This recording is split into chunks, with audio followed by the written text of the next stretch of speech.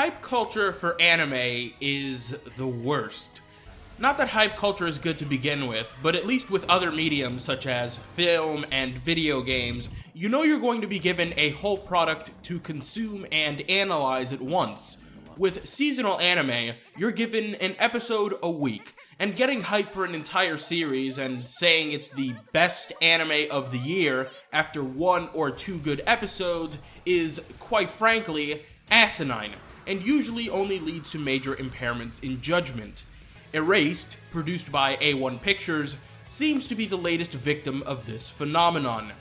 Luckily, I was able to watch all 12 episodes of Erased in one day, and I always throw the very concept of expectations to the wind whenever critiquing something, as I believe that they're poison to the mind of a critic.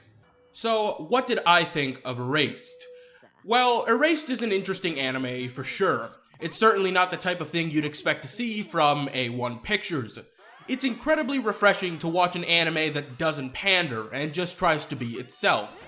However, in the process of doing so, Erased exposes itself as being just average. Erased follows Satoru Fujinuma, who has traveled back in time to 1988 to prevent the abduction and murder of 3 young students at the hand of a serial killer. I think episode 1 does a decent job of setting this all up.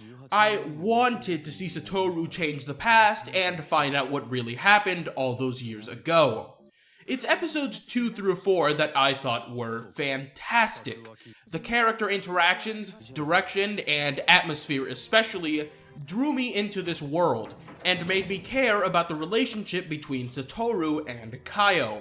I was totally rooting for Satoru to change the past and prevent the death of Kaio, becoming more invested and interested to see how this would impact the future and if Satoru would succeed with each passing second. Sadly, episode 5 is where the series begins to fall apart. Contrivances and poor writing begin to plague the plot.